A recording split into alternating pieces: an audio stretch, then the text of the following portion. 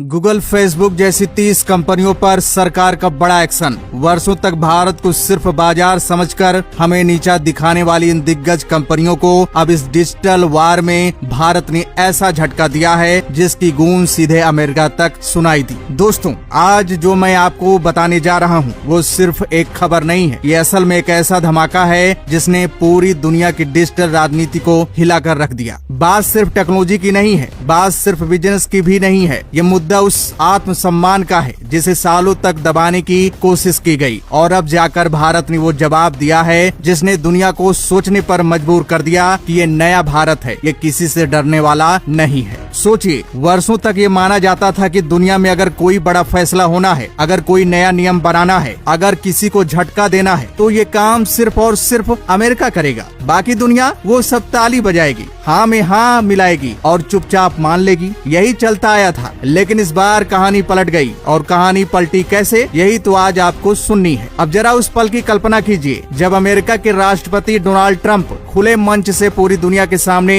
ये कहते हैं कि भारतीय अब खतरा बन चुके हैं। जी हाँ, साफ शब्दों में उन्होंने कहा कि गूगल, माइक्रोसॉफ्ट और एप्पल जैसी कंपनियों को भारतीयों को नौकरी देना बंद कर देना चाहिए। सोचिए जरा, ये सिर्फ एक बयान नहीं था, ये सीधा हमला था हमारे टैलेंट पर, हमारे सम्मान पर और उस मेहनत पर जिसने इन कंपनियों को खड़ा करने में सबसे बड़ी भूमिका निभाई। पहले के दौर में शायद भारत चुप रहता, सोचता चलो अभी चुप रहते हैं, वक्त आने पर जवाब देंगे। लेकिन अब वो दौर बीत चुका है। अब भारत वही नहीं रहा जो सालों तक दबकर चलता रहा। अब भारत बोलना जानता है और जब बोलता है तो सामने वाला चौंक जाता है। ट्रम्प का ये बयान कोई साधारण बात नहीं थी। इसने सीधा सीधा ये मैसेज दिया कि अमेरिका भारतीयों को एक खतरे की तरह देख रहा है। और खतरा क्यों? क्योंकि भारतीय टैलेंट ने इन कंपनियों को ऊंचाई पर पहुंचा दिया था। लेकिन सोचने वाली बात तो ये है कि ये वही कंपनियां थी जो भारत से कमाई तो करोड़ों करोड़ कर रही थी, लेकिन टैक्स देने के नाम पर लगभग खाली हाथ थी। और जब भारत ने ये देखा कि अब ज्यादा बर्दाश्त नहीं किया जा सकता, तब उसने वो फैसला लिया जिसने दुनिया को हिला दिया। लेकिन दोस्तों, असली मजा तो आगे है, क्योंकि ट्रम्प के इस बयान के बाद जो कुछ हुआ उसने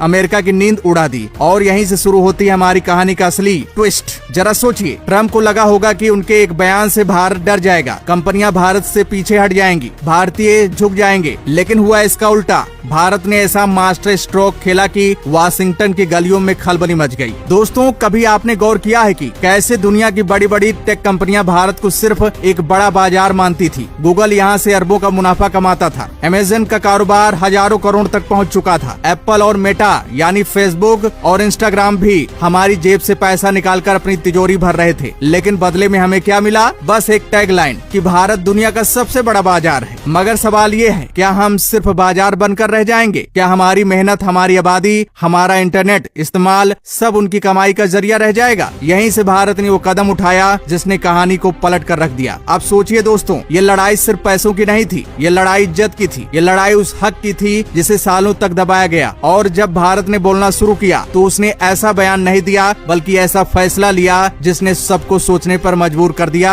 कि अब भारत से पंगा लेना आसान नहीं है। ये फैसला क्या था, कैसे आया, किस तरह से इसने अमेरिका को बेचैन कर दिया? तो दोस्तों, पूरी खबर क्या है जानेंगे इस वीडियो में। लेकिन उससे पहले गूगल, फेसबुक जैसी कंपनियों की मोनोपोली को जड़ से खत्म करने के लिए भारत ने जो बड़े फैसले लिए हैं, अगर उस पर आपको गर्व महसूस हो रहा है तो इस वीडियो को लाइक कीजिए और कमेंट बॉक्स में जय हिंद जरूर लिखिए। दोस्तों, अब वक्त आ गया है उस असली कहानी में उतरने का जिसने ट्रम्प के बयान को पलटवार में बदल दिया। वो कहानी जिसने अमेरिका की दिग्गज कंपनियों की नींद उड़ा दी और वो फैसला जिसने अमेरिका को डिजिटल पावर हाउस बना दिया। ट्रम्प के उस बयान के कुछ ही घंटों बाद दिल्ली में हलचल मच गई। वहाँ सिर्फ नाराजगी नहीं थी, वहाँ गुस्से के साथ एक इरादा भी था। ये इरादा ऐसा था कि अब हम चुप नहीं रहेंगे। नेताओं और अधिकारियों ने साफ कहा कि अब वक्त आ गया है कि दुनिया को दिखा दिया जाए कि भारत भी नियम बना सकता है। और वहीं से पैदा हुआ वो फैसला जिसे हम डिजिटल टैक्स कहते हैं। भारत ने सीधा ऐलान किया कि अब जो भी कंपनी भारत से कमाई करेगी उसे भारत में टैक्स भी देना होगा। फर्क नहीं पड़ता कि उस कंपनी का ऑफिस यहाँ है या बाहर, फर्क नहीं पड़ता कि वो ऑनलाइन है या ऑफलाइन, मगर हमारी जमीन से पैसा कमाओगे तो टैक्स भी यहीं देना पड़ेगा। ये कदम मामूली नहीं था, ये उन कंपनियों पर सीधा वार था जिन्होंने भारत को सालों तक सिर्फ एक बाजार समझा, लेकिन बराबरी का दर्जा कभी नहीं दिया। जरा सोचिए, गूगल हर साल भारत से लगभग 400 करोड़ रुपए का मुनाफा कमा रहा था, अमेज़न का कारोबार 35,000 करोड़ से ज्यादा था, एप्पल का मुनाफा 1,000 करोड़ के पार था और मेटा यानी फेसबुक और इंस्टाग्राम का आंकड़ा 1500 करोड़ से ऊपर पहुंच गया था। ये हमारी जेब से कमाई कर रहे थे और बदले में टैक्स के नाम पर लगभग कुछ भी नहीं दे रहे थे। ऐसे में भारत का ये फैसला कंपनियों के लिए गले की हड्डी बन गया। साल 2020 में भारत ने इक्वलाइजेशन लेवी लागू की। नियम साफ था कि डिजिटल विज्ञापन पर 6% टैक्स लगेगा और ऑनलाइन प्रोडक्ट या सर्विस बेचने वाली विदेशी कंपनियों पर 2% टैक्स देना होगा। सुनने में ये छोटा आंकड़ा लगता है, लेकिन इन कंपनियों के लिए सीधा घाटे का सौदा था, क्योंकि उनका सालाना मुनाफा हजारों करोड़ में था और ये टैक्स सीधे उनके मुनाफे पर चोट कर रहा था। जैसे ये खबर अमेरिका पहुंची, वहाँ हड़कंप मच गया। बड़े बड़े बिजनेस लीडर्स और नेता बौखला गए। उन्हें लगा कि भारत ने उनके बिजनेस मॉडल की कमर तोड़ दी है। वाशिंगटन में बैठकें होने लगी। तय हुआ कि भारत को अंतर्राष्ट्रीय स्तर पर दबाया जाए। अमेरिका ने वर्ल्ड ट्रेड ऑर्गेनाइजेशन का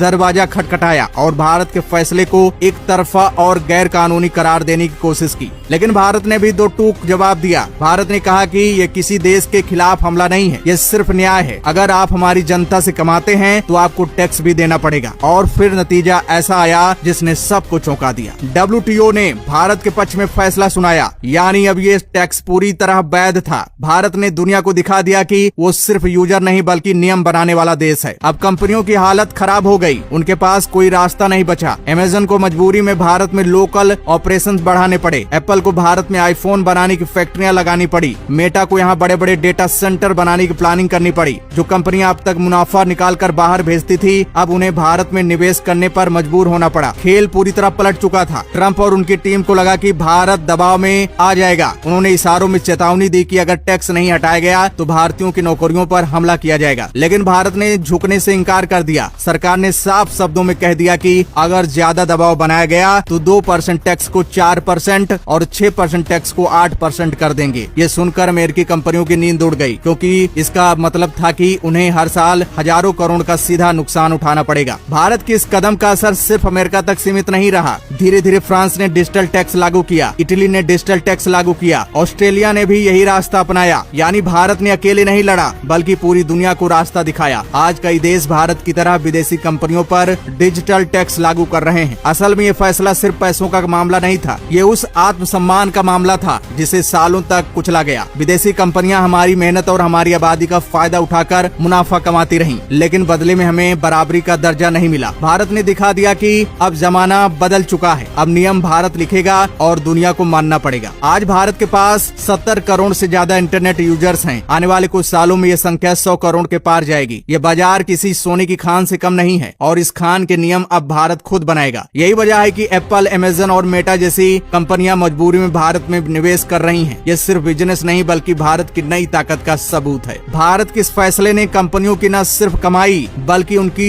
रणनीति को भी बदलने पर मजबूर कर दिया। पहले जो कंपनियां भारत को सिर्फ एक उपभोक्ता बाजार मानती थी, अब उन्हें यहाँ रिसर्च और डेवलपमेंट पर पैसा लगाना पड़ा। अमेज़न ने हैदराबाद में अपनी सबसे बड़ी इंजीनियरिंग टीम बनाई, जहाँ 65 से ज्यादा देशों के प्रोडक्ट हैंडल किए जाने लगे। एप्पल ने पहली बार भारत में डिजाइन इंजीनियरिंग से जुड़े काम शुरू किए, जबकि इससे पहले वो सिर्फ असेंबली तक सीमित था। मेटा ने बेंगलुरु और चेन्नई में AI और वर्चुअल रियलिटी से जुड़े रिसर्च सेंटर बनाने का ऐलान किया, ताकि वो दिखा सके कि वो सिर्फ मुनाफा लेने नहीं बल्कि भारत के टेक्नोलॉजी इकोसिस्टम को मजबूत करने आया है। भारत ने भी इस मौके का पूरा फायदा उठाया। सरकार ने साफ संदेश दिया कि जो भी कंपनी भारत में निवेश करेगी उसे टैक्स छूट और लोकल सप्लाई चेन से मदद मिलेगी। इसी वजह से 2020 से 2024 के बीच भारत में फॉरेन डायरेक्ट इन्वेस्टमेंट रिकॉर्ड स्तर पर पहुंच गया। खास बात ये रही कि ये निवेश सिर्फ फैक्ट्रियों तक सीमित नहीं था बल्कि शिक्षा, स्टार्टअप और टेक इनोवेशन में भी आया। हजारों भारतीय इंजीनियरों और छोटे कारोबारियों को सीधे रोजगार और नए अवसर मिलने लगे। इस कदम का सबसे बड़ा असर ये हुआ कि भारतीय स्टार्टअप्स को बराबरी का मौका मिलने लगा। पहले जहां गूगल और अमेज़न जैसी कंपनियां बाजार पर एकाधिकार कर लेती थी, अब उन्हें भारत के लोकल प्लेयर से कड़ी टक्कर मिलने लगी। उदाहरण के तौर पर फ्लिपकार्ट ने लोकल सप्लायर्स को जोड़कर मार्केट शेयर बढ़ाया। पेटीएम और फोन पे जैसी कंपनियों ने डिजिटल पेमेंट में अपनी पकड़ और मजबूत की, और जोमेटो और स्विगी ने अमेरिकी कंपनियों की एंट्री रोकने में अहम भूमिका निभाई। दूसरा बड़ा बदलाव ये आया कि भारत के पास अब मोल भाव की ताकत बढ़ गई। पहले जब कोई विदेशी कंपनी भारत से डील करती थी तो शर्तें वही तय करती थी, लेकिन अब भारत की शर्तें पहले सुनी जाती हैं। 2024 की शुरुआत में अमेरिका के एक बड़े डेलीगेशन ने दिल्ली आकर सरकार से मुलाकात की और डिजिटल टैक्स को लेकर लचीलापन मांगा, लेकिन भारत ने जवाब दिया कि टैक्स हटाने का सवाल ही नहीं है। हाँ, अगर कंपनियां भारत में रिसर्च लैब, फैक्ट्री और लोकल रोजगार पर ज्यादा पैसा लगाएंगी तो उन्हें अतिरिक्त फायदे मिल सकते हैं। यानी अब सौदे की टेबल पर भारत डिटेक्टर की कुर्सी पर बैठा था। इस पूरे घटनाक्रम ने बाकी एशियाई देशों को भी प्रेरित किया। इंडोनेशिया, वियतनाम और मलेशिया ने भारत से प्रेरणा लेकर अपने यहाँ डिजिटल टैक्स की नीति बनाई। अफ्रीकी देशों ने भी इस मॉडल को अपनाना शुरू किया और सबसे अहम बात यह है कि अमेरिका अब अकेला दबंग खिलाड़ी नहीं रहा, उसे बराबरी से बात करनी पड़ रही है। आखिरकार इस कहानी का निचोड़ यही है कि एक छोटे से कदम ने पूरी दुनिया की डिजिटल इकोनॉमी की दिशा बदल दी। भारत ने साबित कर दिया कि आत्मसम्मान और दूरदर्शिता से लिया गया फैसला न सिर्फ एक देश बल्कि पूरी दुनिया का खेल बदल सकता है। ट्रम्प के बयान ने आग लगाई थी, लेकिन भारत ने उसी आग को ईंधन बनाकर अपनी ताकत गढ़ ली। आज विदेशी कंपनियां भारत से डरती नहीं बल्कि उसे मनाने की कोशिश करती हैं और यही है नए भारत की जीत, जहां कोई भी बाहरी ताकत अब हमारी शर्तों के बिना खेल नहीं सकती। तो दोस्तों, इसके बारे में आपका क्या कहना है कमेंट बॉक्स में जरूर